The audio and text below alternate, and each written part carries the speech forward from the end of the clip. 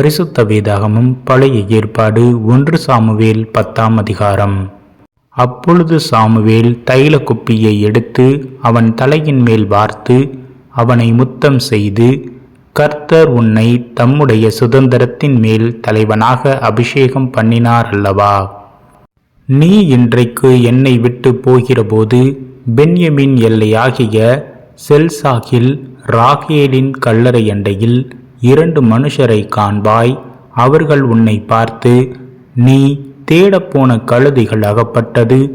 இதோ உன் தகப்பன் கழுதைகளின் மேலிருந்த கவலையை விட்டு உங்களுக்காக விசாரப்பட்டு என் மகனுக்காக என்ன செய்வேன் என்கிறான் என்று சொல்லுவார்கள்.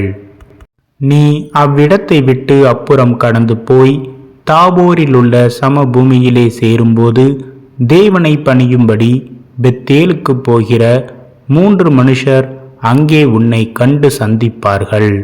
ஒருவன் 3 ஆட்டுக்குட்டிகளையும், இன்னொருவன் 3 அப்பங்களையும், வேறொருவன் திராட்சை ரசமுள்ள ஒரு துருத்தியையும் கொண்டு வந்து உன்னுடைய சுக செய்தியை விசாரித்து உனக்கு 2 அப்பங்களை கொடுப்பார்கள். அவைகளை நீ அவர்கள் கையிலே வாங்க வேண்டும். பின்பு பெலிஸ்தரின் தானயம் இருக்கிற தேவனுடைய மலைக்கு போவாய்.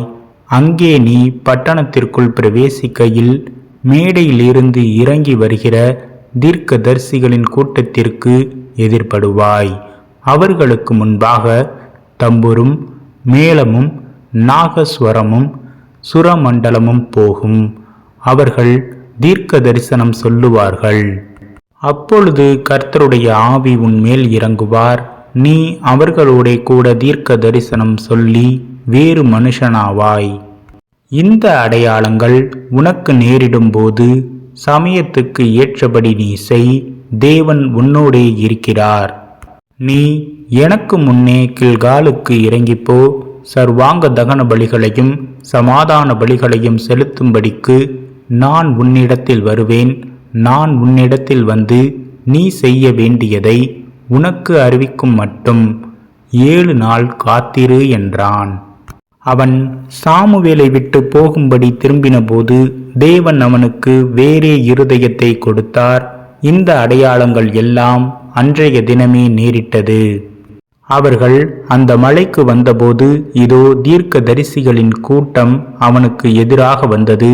அப்பொழுது தேவனுடைய ஆவி அவன் மேல் இறங்கினதினால் அவனும் அவர்களுக்குள்ளே தீர்க்க தரிசனம் சொன்னான். அதற்கு முன்னே அவனை அறிந்தவர்கள் எல்லாரும் அவன் தீர்க்க தரிசிகளோடு இருந்து தீர்க்க தரிசனம் சொல்லுகிறதை கண்டபோது, கீசின் குமாரனுக்கு வந்தது என்ன? சவுலும் தீர்க்க தரிசிகளில் ஒருவனோ என்று அந்த ஜனங்கள் ஒருவரோடொருவர் சொல்லிக் கொண்டார்கள். அதற்கு அங்கே இருக்கிறவர்களில் ஒருவன், இவர்களுக்கு தகப்பன் யார் என்றான். ஆதலால் சவுலும் தீர்க்க தரிசிகளில் ஒருவனோ என்பது பழமொழியாயிற்று. அவன் தீர்க்க தரிசனம் சொல்லி முடிந்த பின்பு மேடையின் மேல் வந்தான். அப்பொழுது சவுலுடைய சிறிய தகப்பன், நீங்கள் எங்கே போனீர்கள் என்று அவனையும் அவன் வேலைக்காரனையும் கேட்டான். அதற்கு அவன், நாங்கள் கழுதைகளை தேடப் போய் அவைகளை எங்கும் காணாதபடியினால் சாமுவேலிடத்துக்கு போனோம் என்றான்.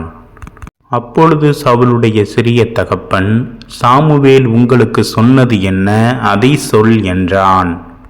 சவுல் தன் சிறிய தகப்பனை பார்த்து, கழுதைகள் அகப்பட்டது என்று எங்களுக்கு தீர்மானமாய் சொன்னார் என்றான்.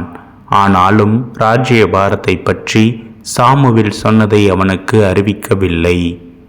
சாமுவேல் ஜனங்களை மிஸ்பாவிலே கர்த்தரிடத்திலே வரவழைத்து இஸ்ரவேல் புத்திரரை நோக்கி, இஸ்ரவேலின் தேவனாகிய கர்த்தர் சொல்லுகிறது என்னவென்றால், நான் இஸ்ரவேலை எகிப்திலிருந்து புறப்பட பண்ணி உங்களை எகிப்தியர் கைக்கும் உங்களை இறுக பிடித்த எல்லா ராஜ்யத்தாரின் கைக்கும் நீங்களாக்கிவிட்டேன்.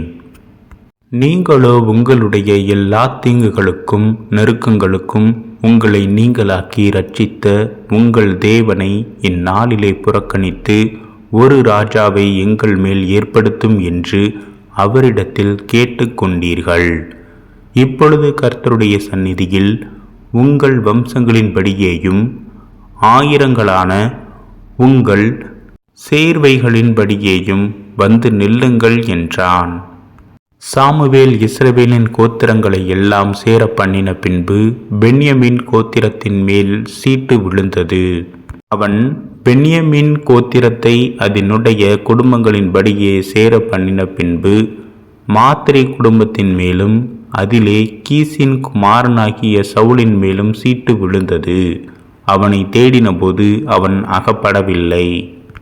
அவன் இனி இங்கே வருவானா என்று அவர்கள் திரும்ப கர்த்தரிடத்தில் விசாரித்தபோது, இதோ அவன் தளவாடங்களில் இருக்கிற இடத்திலே ஒளித்து கொண்டிருக்கிறான் என்று கர்த்தர் சொன்னார். அப்பொழுது அவர்கள் ஓடி அங்கிருந்து அவனை அழைத்து கொண்டு வந்தார்கள். அவன் ஜனங்கள் நடுவே வந்து நின்றபோது எல்லா ஜனங்களும் அவன் தோளுக்கு கீழாய் இருக்கத்தக்க உயரமுள்ளவனாயிருந்தான். அப்பொழுது சாமுவேல் எல்லா ஜனங்களையும் நோக்கி, கர்த்தர் தெரிந்து கொண்டவனை பாருங்கள், சமஸ்த ஜனங்களுக்குள்ளும் அவனுக்கு சமனானவன் இல்லை என்றான். அப்பொழுது ஜனங்கள் எல்லாரும் ஆர்ப்பரித்து, ராஜா வாழ்க என்றார்கள். சாமுவேல் ராஜாங்கத்தின் முறையை ஜனங்களுக்கு அறிவித்து அதை ஒரு புஸ்தகத்தில் எழுதி கர்த்தருடைய சந்நிதியில் வைத்து ஜனங்களை எல்லாம் அவரவர் வீட்டுக்கு அனுப்பிவிட்டான். சவுலும் கிபியாவில் இருக்கிற தன் வீட்டுக்கு போனான். இராணுவத்தில் தேவன் எவர்கள் மனதை ஏவினாரோ அவர்களும் அவனோடே கூட போனார்கள். ஆனாலும் பேலியாளின் மக்கள், இவனா நம்மை இரட்சிக்கப் போகிறவன் என்று சொல்லி அவனுக்கு காணிக்கை கொண்டு வராமல் அவனை அசட்டை பண்ணினார்கள்.